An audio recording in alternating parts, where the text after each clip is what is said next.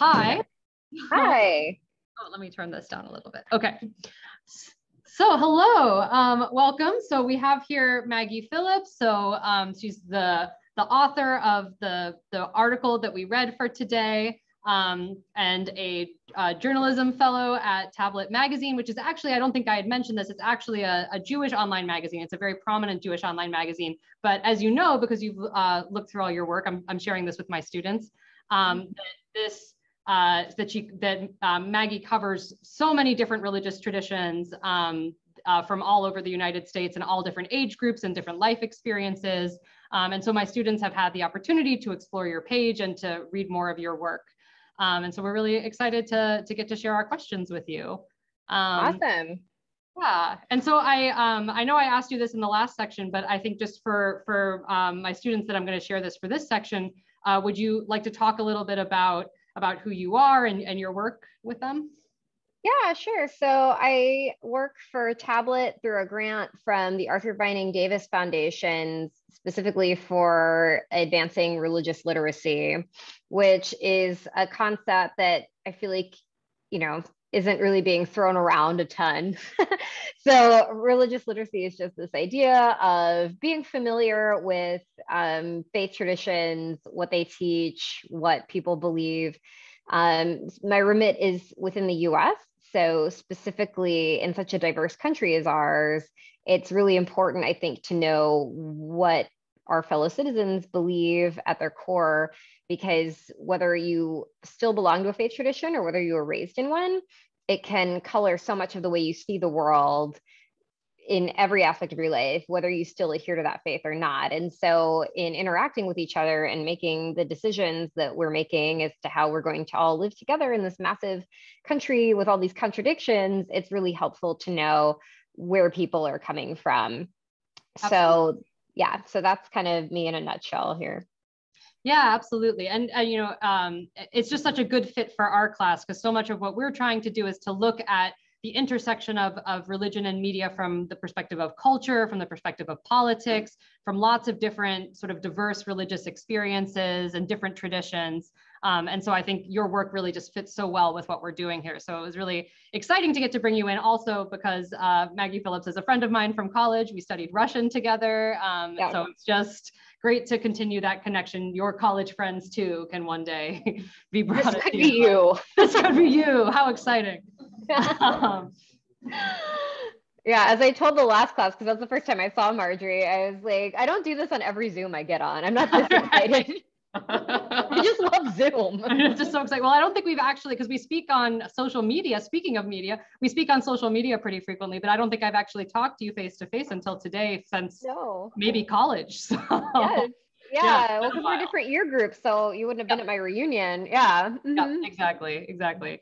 All right, so let's see. I have a lot of questions here for you. So I think, similarly with last time, if I could start with the questions that are more sort of about, your role as a religion journalist and, how you got into that, so on and so forth. There's actually a question it's framed a little bit differently than the questions that I asked last time. Someone asked the question of, are there any sort of particular challenges that come with being a journalist that focuses on religion, maybe versus different writing that you've done? Because I know you've also written a lot as a military spouse and other experiences. So is there any particular challenges that come up as a journalist of religion? Sure. I think it's just keeping in mind that this is, in many cases, people speaking about the core of who they are, like the most important thing about them and the thing that matters to them most in the entire world. And so keeping that in mind, and I think too, writing as a person of faith myself and seeing the way that my own faith is covered in the media and in journalism, I feel like I have a responsibility to portray, because in many cases, sometimes I speak to faith leaders, but in other cases, I'm speaking to adherents of a faith. And, every faith has its issues, and it's not my job to grill every individual believer, or in some cases, every individual clergy member on the most controversial or darkest aspects of their faith, So I've written about things and I've gotten pushback a little bit, and why not this? You didn't mention that. And it's like, well, there's a time and place for like spotlight, right? Like there's a time and place for that. This isn't really investigative journalism. It's really kind of it's all in the name. It's in religious literacy. I'm scratching the surface. I'm inviting my fellow Americans, my tablets readership to go deeper if they want. And then that's where, when you do read a story like the spotlight stories, when you do read something about some scandal in an institutional church, you kind of have a better understanding of what it is that these people actually believe, what the kind of individual believers' day-to-day experience might be like. And so you're able to approach stories like the Catholic Church abuse story with a little more of a nuanced perspective instead of just kind of stereotypes. And that's not to take away from the awfulness of that, but at the same time to be like, well, these believers are not necessarily the same people, and in many cases they may be as upset as you are reading about these things. Right. No, that's really interesting, because that's one of the things that I appreciate about the work that you've done, and I think really again fits in with what we're trying to do. Since I think that I think that might be an example, and this is something I think that for my students that I'm sharing this with might be helpful to think about as we go to the next unit, because the next unit is going to be on both portrayals of Muslims in the media and on how Muslims use media. And I think that both, there's other cases we could use. I think the example of the sex abuse crisis in the Catholic Church is another great example, but the way that religion often gets into the media is as scandal, as injustice, as when something goes wrong, especially with the hierarchy or especially with people in power. And you don't really get a lot of these little glimpses into what does it actually mean for people from within these traditions to actually experience being a member of this community, to experience the wisdom practices that have been carried down for generations. Why would someone want to be part of this, right? And you don't, right? Because if all you get is the scandal, then it's really hard to imagine why someone would want to be part of these. Yeah, right. And so I think that, I think so many of your articles are just sort of glimpses into these different worlds that can help you sort of shift into seeing the world from a different perspective. Yeah, it's fun. It's fun. And like, even too, sometimes there are religions that we don't think of having like necessarily darker sides. And like when I wrote the piece on the Amish, we have a tendency to be very sentimental about the Amish, and not a lot of people know about like the Munster Rebellion in Germany, where they basically installed like a theocratic fascist state where they were like beheading people in the streets. And that's kind of where the Amish, they came out of that, like not directly, but if it hadn't been the Anabaptist, absolutely. Yeah, and so it's just kind of like interesting to share those things with people. Right. Well, and to see because I think that's something that as a religion professor, I notice, we're getting off of my students' questions, but it's just so interesting. I could talk to you about this forever, but it's something that, when I'm teaching different religious traditions, I think sometimes it's helpful. It's hard for students to keep in mind the sort of all of the different cultural and political and social contexts that people are engaging with when you're talking about religion, right? That it's not simply about what do these people believe. So we have to find sort of the good beliefs and find those, and then that's the good tradition, which I often see, especially teaching Buddhism, I find students are like, oh, okay, so this is a peaceful tradition. And then it's like, okay, well, we could talk about the Rohingya, genocide in Myanmar. We could talk about in Sri Lanka, where I studied abroad. There's many issues with how Buddhism is being utilized the same way that Christianity or Islam or any other tradition can be utilized in harmful ways. To find layers and layers of how people actually relate to each other and how people actually relate to these traditions that go beyond just what are the beliefs. Right. Yeah. And I think that's something that I really, again, appreciate about it's about getting glimpses into people's different worlds that they're situated in, not just about what do people believe. Yep. Absolutely. Okay, so another question. And I like this one. Whoever wrote this, good job. So it's a two-part question, which is what or which article was the hardest to write about, and what or which article was the most fun to write? Okay, the hardest. Honestly, the hardest was probably the Christian Scientist and the vaccines. Not because it was like shoe leather reporting, like, meeting people in parking garages late at night under pseudonyms kind of thing, but just because Christian Science was so outside of my realm of anything I knew about. And I said this to the last class, that I think the Christian Science piece was really true just straight religious literacy piece, because I had to really kind of immerse myself in what it is where Christian Science came from, what they believe, going in and reading their theological literature and why it is they believe what they believe. And it was very dense, and it took a really long time to go. Since not all of the students have actually read that article, would you mind sort of giving like a brief summary of it of the conclusions that you drew there? Or? Yeah, so it was about Christian Scientists. And I think if you ask any person on the street who's kind of vaguely familiar with Christian Science, they'll say, oh, they don't believe in medicine. They believe that you can kind of pray away any kind of illness or ailment. So they must be anti-vaccine, because so many, we can all point to religious exemptions and different kind of vaccines. And in fact, Christian Scientists have no real issue with their adherents getting the vaccine, because they kind of already have this view that sickness isn't really real. It's not really the thing that matters at the end of the day. And so the vaccine, the person that I interviewed said it doesn't really matter to her one way or the other whether or not she gets it, because she has absolutely no faith in it, because COVID to her was kind of, at the end of the day, something that with faith and prayer, you could kind of overcome. And so the vaccine then was sort of a placebo in her point of view. So to get to that point, I had to read so much about why it is they believe that about illness. And it was just so alien to any point of view that I held, or that even other friends of mine who are people of faith held, and I didn't want to get it wrong. I didn't want to get it wrong, because there is this sense, if you've ever been a part of any community that's seen yourself portrayed in the media, you're like, not really, or close, but not really, or you don't even know about these people over here.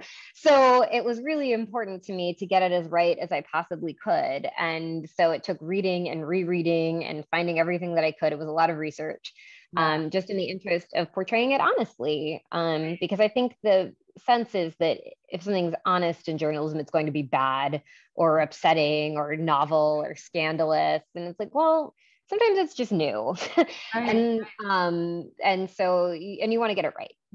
Well, and I think that's such a good example of how studying different religious traditions or unfamiliar religious traditions can really be such an exercise in empathy, right? That you have to, and the hard work that empathy requires of actually really doing the work to understand how someone else understands themselves, even if it, like, to not just say, well, how do I use my own mindset in order to analyze this other person, but really to say, how do they express who they are? And how do I, even when you're talking about beliefs that you might find harmful, to be able to hear, what's the logic what's the worldview, what's the community that they're situated in, where this comes out of, and to be able to hear that and to reflect that back in a way that that is respectful and that is that acknowledges their humanity. I think it's such an exercise in empathy.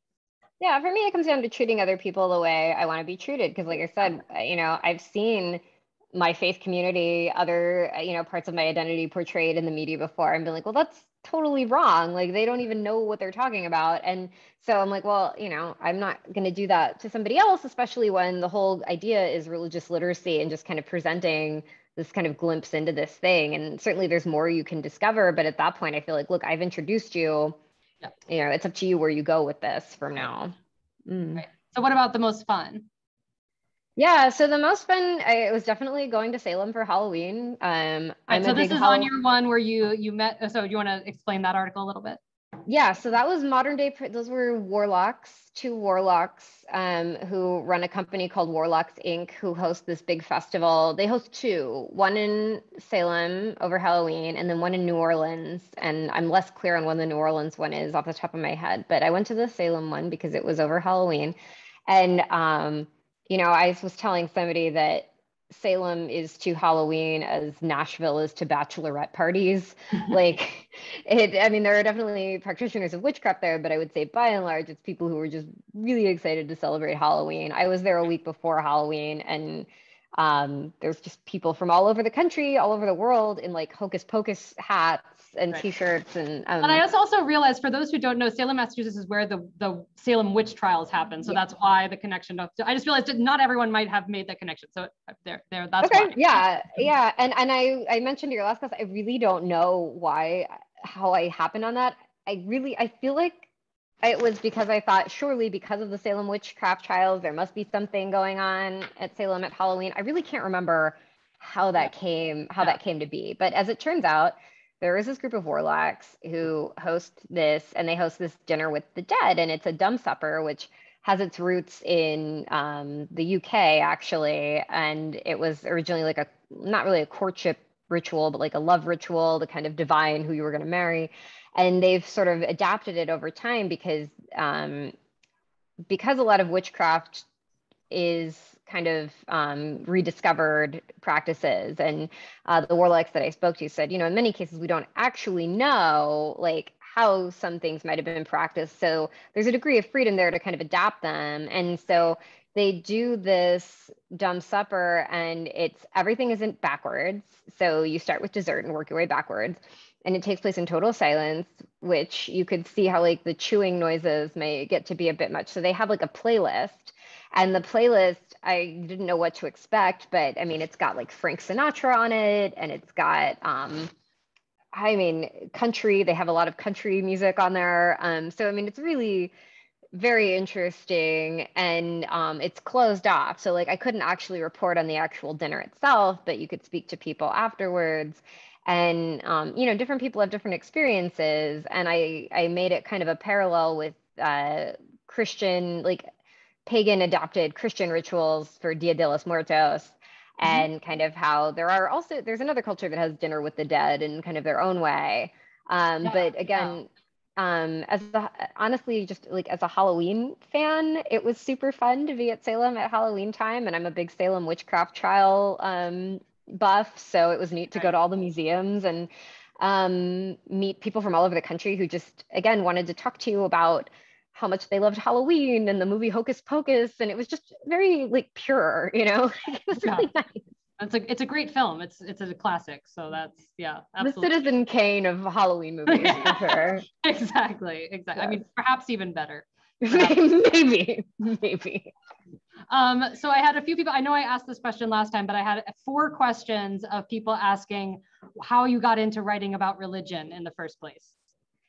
Yeah, I started writing for Tablet as a journalism fellow and not really having any particular idea. I think I told them in my interview that really I would like to do like kind of cultural commentary. Like I didn't show up to do religion, but it was sort of something I found myself writing about, like pitching pieces to my editor during that time. And then they were working on this grant with the Arthur Vining Davis Foundations. And I told my mentor, hey, if this works out, I would love to throw my hat in the ring. And here I am. And as a non-Jew, to write for a Jewish magazine, in a way, it always surprises people when I tell them, because a lot of times when you tell people you work for a Jewish magazine, they'll try to find like a peg to kind of be like, well, we host a Seder every year or whatever. And so I don't always tell them I'm not Jewish, but sometimes it gets to the point where I'm like, it's really not necessary to like wish me shalom at the end of our time together. It'll come up. And it's kind of works to my advantage though, because I'm writing for an audience that is religiously, the whole idea is religious literacy. So it doesn't matter whether or not I know about the faith, because the presumption is most of the people reading don't. And so in a way, it's kind of a benefit to not really know too much going in. But I have learned a lot about Judaism. Right before this call, I got to watch a room, again, through my work at Tablet, I got to watch a room full of Catholic school kids sing Dayenu led by a rabbi. So I mean, it's just a blast. I mean, I've definitely, at my Catholic colleges, I've led my students in that. So it's not the only Catholic institution of education where people have been led in Dayenu. So good. Passover, I do that. So. It needs to happen more. It does. It's fun. It's something to do at least once a year. It's at least something to do. Just something to do. All right, so let's see. I have a question about COVID-19 and how COVID-19 how do you see how that's changed religious practice? Yeah, we talked in the last group a lot about apps. Like Mm-hmm. I wrote a piece on a Catholic meditation app, and I talked about podcasts. I have a Liturgy of the Hours podcast, the Catholic practice of praying the Psalms throughout the day. And I just feel like it's made people more comfortable incorporating technology into their faith life. I am of the opinion personally that technology should never replace like in-person worship, in-person connection. I just think that's not the way we're meant to interact with each other. But I do think in terms of private meditation and practice, I just see so much there. You know, we don't all have the benefit of like growing up in a religious community, you know, and so to have those kind of practices introduced to you, it certainly introduced me to practices that I wouldn't have known about otherwise. I really don't think without a smartphone, the Liturgy of the Hours is something that would have crossed my path. And yet I feel like it's really opened me up to the Psalms in a way that I had not been previously. So I think COVID-19 in some ways has made people more reluctant to go back to in-person worship. Like I think you can get too comfortable with it. Like I know people who are like, well, I haven't been back, but it's fine because I can just watch it streaming. And I'm like, well, it's really not the same because, you know, but at the same time, in terms of like private practice, I think there's a lot of benefit there. Yeah, absolutely. Well, and I think it's made people be more proactive, right? You have to, that faith isn't something that you're just showing up for, but you have to think, well, how am I going to actually live out this practice? And so it's been interesting. Yeah, with both challenges and benefits for sure. And that's, so I had a number of questions related to that, since the article that we read in full for today was the article on Hallow, the Catholic meditation app. So I had a number of questions sort of about that. Let me find, let's see. Yeah, so one student was really interested in the article about Hallow, that about people who were drawn to the app, and this sort of relates to what we were just talking about, but that being drawn to the app had actually led them to engage in person, more traditional religious practice by going to mass, going to confession, so on and so forth. Do you, so the question is like, do you find that for the most part, people are sort of picking one or the other, or do you find that these sorts of technology, these podcasts, these apps, all of these new online ways of connecting are really, are they doing the job of bringing people into the in-person connection? Yeah, you know, I think it probably depends on where you live. Like some places are still very, very locked down. And then, I mean, I live in the South, so like nothing's locked down. So, I mean, but even here, like on Palm Sunday, like they've lifted the mask mandates in the schools as of like a couple months ago. And I feel like that seemed to like open some kind of floodgate, and all of a sudden people started coming to church. It was so interesting the way that seemed to combine. But like on Palm Sunday, our priest was like, this is like more people than I think I've ever seen in this church. Yeah.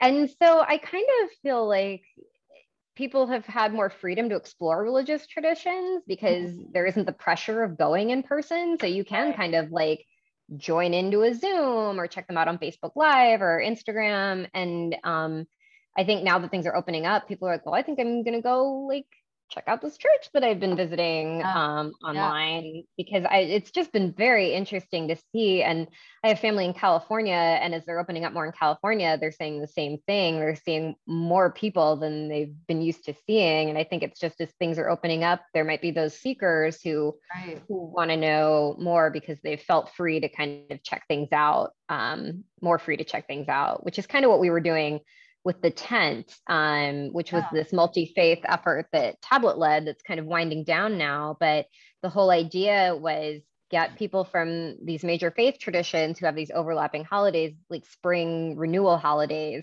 this year, and have the faith leaders give talks, but then also facilitate these one-on-one connections on the understanding that there are a lot of people who are either disaffiliated from a faith or were never raised in any kind of faith and may have always had questions. And so it was our job to facilitate these kind of one-on-one connections where it's like, hey, you know, you want to go to a Seder, or you've been invited to a Seder, but you don't know what to expect. Or, you know, you have questions about this faith's teaching on marriage and divorce, and you've always wanted to know. And where else are you going to have an opportunity to just stop a clergy member on the street and be like, hey, who can get divorced and why? You know? Absolutely. So, yeah. Yeah. Okay. So I have, I mean, all of these are kind of related to what you're talking about. I want to make sure I'm not being redundant. But so I have a number of questions. These are all sort of speculatory questions. So if you know, just, it's a free for all, whatever you want to say. Okay. But there are a number of students who are interested after reading your article about what you think in terms of how this will change Catholic practice in the future. One student asked, you know, what might be the difference of growing up with these kinds of resources available versus, and maybe actually, I know that you have children. That might be something to speak about. Have you seen how that's affected? I mean, if you want it, you don't have to speak about your family, but, yeah. You know, what would be the difference between growing up in a world where these sorts of resources are available and, you know, before they were? And then another student asking sort of, you know, how do you see this technology affecting Catholic practice in the future? Yeah, that's really interesting. I think I was raised in the 90s when there were a lot of people who I would say were culturally Catholic, but not like super on fire for the Lord or like very, very knowledgeable about their faith, quite frankly. I think my parents were only to the extent that my mom became like an RCIA instructor, which meant that she was a mentor for someone who was entering the church as an adult convert. And that's really where she started to learn a lot about her faith, because it was just not something that a lot of people in my parents' generation really grew up with in quite the same way. And I think what you have now is a lot of younger people, probably like early 30s and younger, who are discovering a lot more traditional aspects of their faith through the internet. I've learned a ton online about traditional, like more traditional practices that I do that I didn't grow up doing. And I grew up in an observant home, but like I have a holy water font by my door. Yeah. And we never had a holy water font by our door. My father still will not let that's like advanced Catholic practice right there. Yes, right. And my mom's like, we should get a holy water. Yeah, right. And my mom's like, we should get a holy water font. My dad's like, it's weird. No. And, you know, different things like I no longer eat fish on Fridays, even when it's not during Lent, because I've learned that like technically the restriction to not eat fish never really went away. It's just something that they de-emphasized. And partly through working for Tablet through a Jewish publication and knowing people now who keep kosher and seeing the way that even for people who are maybe not like devoutly religious, kosher is like an identity marker for them. It's a way of helping them like be more intentional in their lives, to connect to a community, to be something kind of special and set apart. And so seeing dietary things like that, seeing markers like a holy water font, the way somebody might have a mezuzah on their door, not exactly the same, but just this idea of having a marker in your home in that way as you come and go, was like, well, gosh, you know, I belong to a community and I have an identity, and that's really special. And I really like that. I like feeling like I'm part of something like that. And those are all practices that came to me through Catholic media. You know, praying the Liturgy of the Hours, the Psalms several times a day was something that I became aware of through Catholic media, through podcasts. Right. And so I think for good and ill, there are people rediscovering more traditional aspects of their faiths. And in some ways they can ground you and make you feel a part of something. And then in other ways, you know, tradition can be a double-edged sword for sure. So. Well, it's really interesting because, you know, we've looked in our class at a number of historical instances when new forms of media come in. So like all the way at the beginning of the course, we looked at even, you know, the first Great Awakening, where suddenly print media was available in ways that it hadn't been before. And so I was just thinking as you were talking, right, because in that case, people were worried of like people are disaffiliating from local communities, but they're made aware through this new form of media of all of these different ways of connecting. And that makes them part of this sort of global community or a national community, even if they're sort of a little bit less affiliated with their local community. So it's just a different way of connecting rather than looking at it as sort of a falling away. So it's really interesting to think about all those connections of how media affects religious practice. It does. And then two, how many people buy stereotypes of their own faith, that just the way they see it portrayed in the media? And then the stereotypes that people have about other faiths. I mean, one of my favorite pieces to write that I feel personally, I'm a little disappointed that nobody mentioned or has mentioned to me, because it was really one of my favorite ones to write, was The Righteous Gemstones on HBO. That was a big one for me, because it was the first time I ever got screeners sent from like a media outlet, and HBO was like, here's the screeners for the upcoming season of Righteous Gemstones, of which I was a big fan. So it was like very exciting to me to get. But could you maybe just for those who don't know about it, explain what Righteous Gemstones is? Righteous Gemstones is like an HBO action comedy about megachurch pastors. And it's very weird. I mean, that's really what it is. It's got Danny McBride, who they probably don't know, but too many Gen Zers, yeah. Yes, I was gonna say, but to people of a certain age, he's recognizable. And it's about this multi-generational megachurch family. They are pastors of this megachurch, and what it does really well, because Danny McBride comes from the Bible Belt and comes from an observant Christian family, was able to portray it, and he does a really interesting job of showing kind of the corruption that I feel like very stereotypically is associated with megachurch like folks. You have this stereotype of like Tammy Lee Baker and Joel Osteen, and this idea of these like prosperity gospel kind of folks. And then, but also he takes their faith very seriously. I mean, these are people who are kind of grifters, but then also when left alone in difficult situations will pray. Who are like kind of want their kids to carry on their faith. Like they'll go through their kid's bedroom at night and they're excited when they see like an open Bible in their room. Like they do want that for their kids. Right.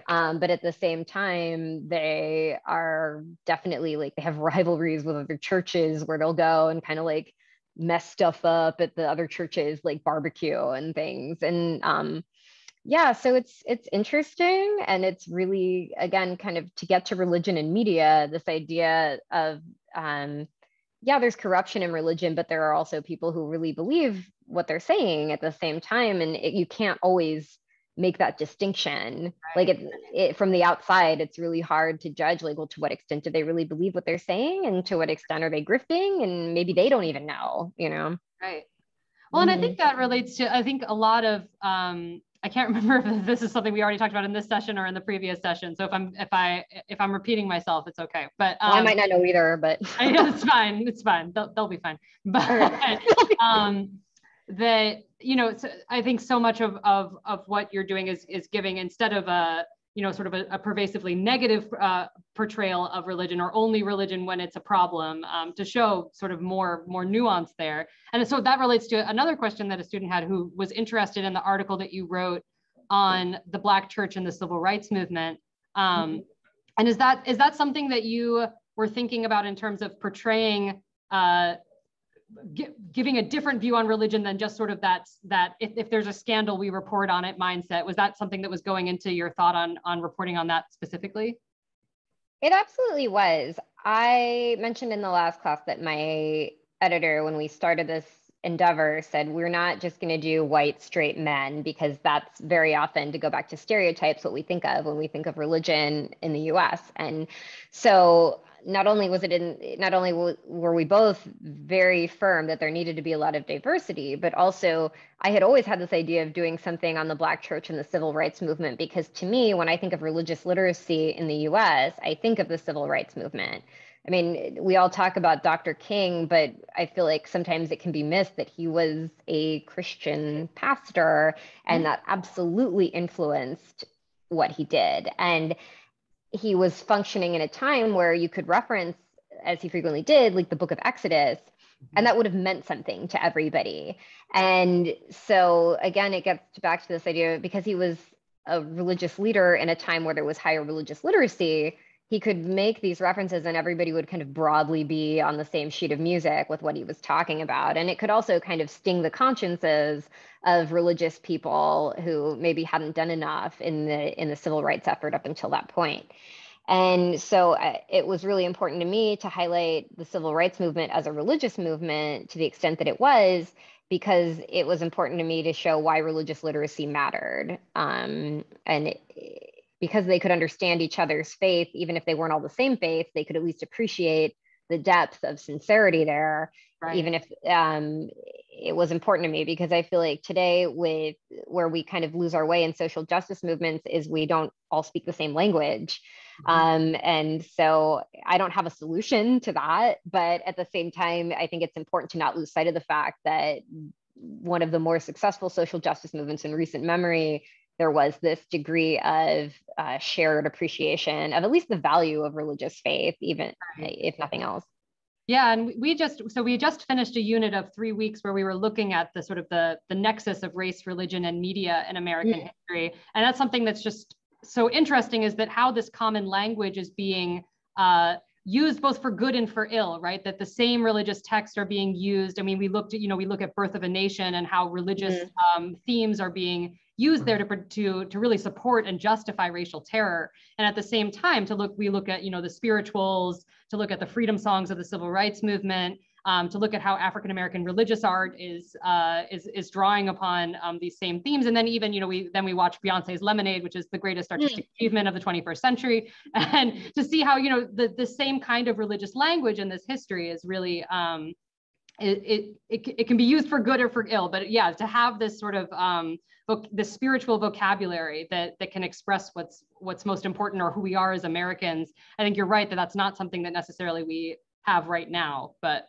no, and it does make it easier to combat too. I mean, when you see like religious language being co-opted in a more malignant way, like in the Birth of a Nation, someone who understands Christian texts deeply can then again use that to kind of sting the consciences of the people who would misuse it and take it out of context, Yeah, absolutely. And yeah, in some ways it makes actually even having debates easier, right? To have confrontations easier, because now if you're not speaking the same language of someone else, it's hard to actually confront them and to challenge. So there's a lot to think about there.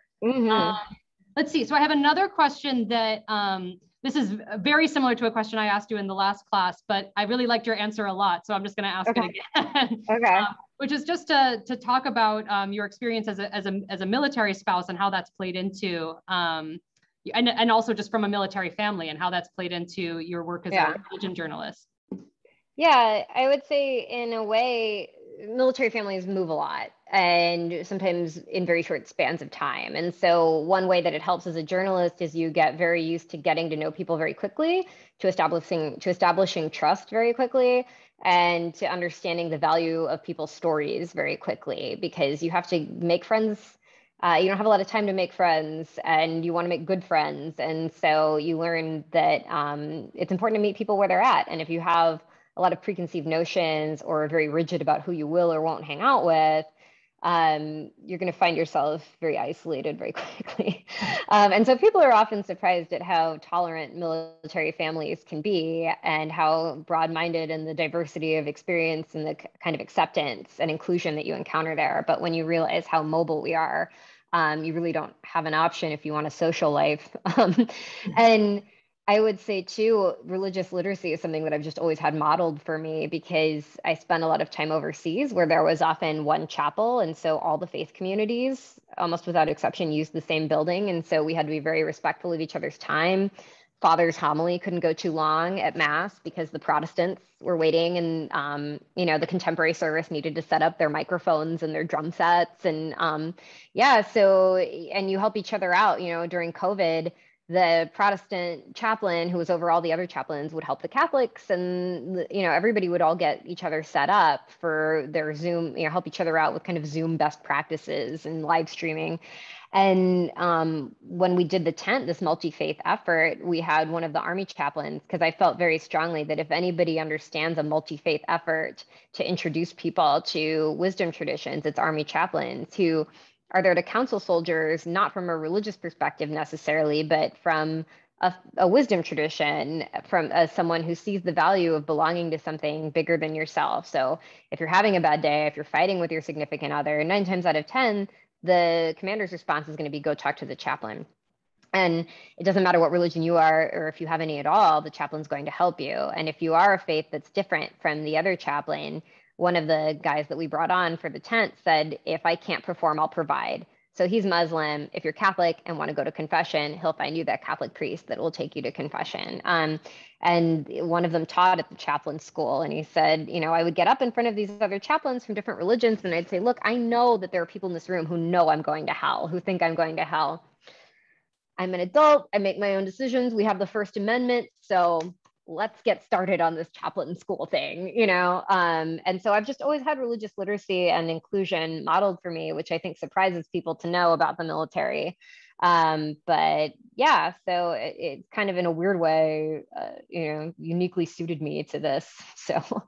Yeah, well, and yeah, as I said, I think in the last class, or maybe this one, who knows, but as we're coming to the end of this, I think it's just such a, to think of that chapel as almost sort of a symbolic space of the kind of work that you're doing right now, of holding all of these different life experiences, all of these different cultures, all of these different perspectives in one space of community and of curiosity and of care. And so, yeah, it's been really I like that. I like that. Thank you so much. You could take that. That's and I just hope your students know what a special professor they have. Aww. So yeah, it's been so nice to see you again. Yeah, absolutely. This has been great. Thank you so much. Yeah, thank you so much. Okay. Thank you. It's been great seeing you, Marjorie. Thanks, everybody. Bye, Maggie. Bye.